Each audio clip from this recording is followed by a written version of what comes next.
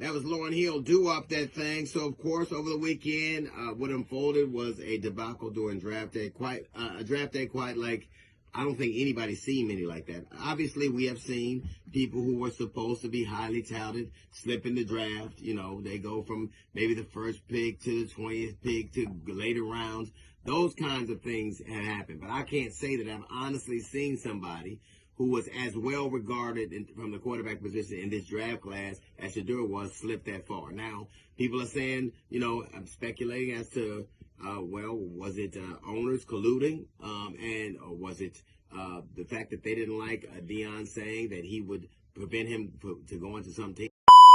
A couple teams that I won't allow him to play for. Whoa. This is my profession. I know what's behind the curtain. We ain't got to get back there for me to understand what's not prominent for my son. I'm not doing it, man. To Shedeur saying that, you know, if you don't want to change your culture, don't draft me. A lot of people attribute it to arrogance, to his confidence. And I would say this, the people who were intimidated or disliked Shedeur's confidence probably didn't like Kamala's smile or Barack Obama's tan suit. I cannot tell you what happened. I can tell you this, that the one thing you saw was a united front. And I'm talking about from the owner's perspective. For whatever reason, whatever they were the powers that be, that young man did not get drafted until the 5th round.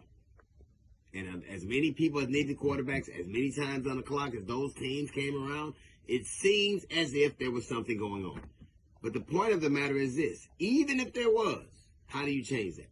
We know that they have the power. They've shown you over and over again. They've shown you what they would do. They are the ones in charge. They're the boogers with the sugar. Either you do it their way or you don't play in that league. That's the way that goes.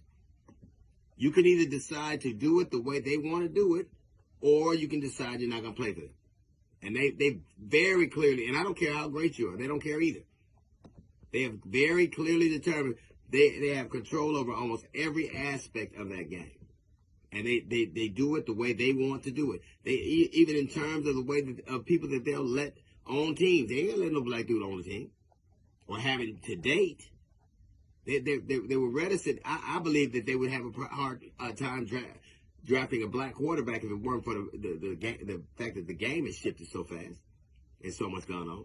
I don't know why that young man slipped that far in the draft. I don't know why people do what they do in that league. But I do know this, that those owners have showed you exactly who they are. And who they are, the same people that pick when you go in the draft are the same people that pick your presidents, your senators, your judges. Powerful people doing exactly what they want because they make the rules. And you can either decide to play the game or not. But I do know this, what it also demonstrated was the distractive nature of our entertainment. Like, there's a movie called While You Were Sleeping, and all this stuff happened while they were sleeping. A whole life had gone on while somebody was sleeping. It's Rip Van Winkle, to a greater or lesser degree.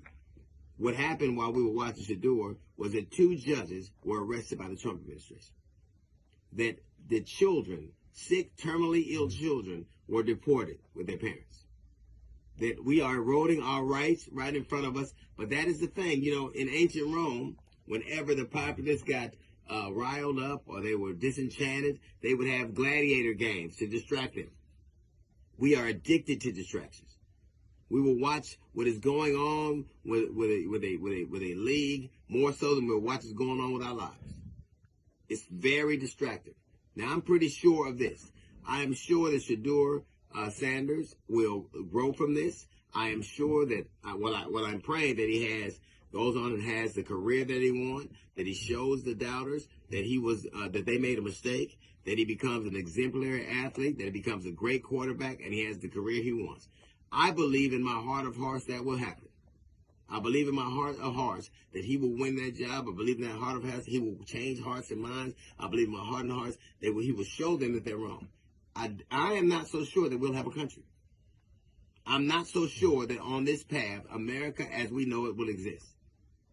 So yes, I believe that 2 things can be possible. That young man will get his day and to show this country and these people what they missed out on.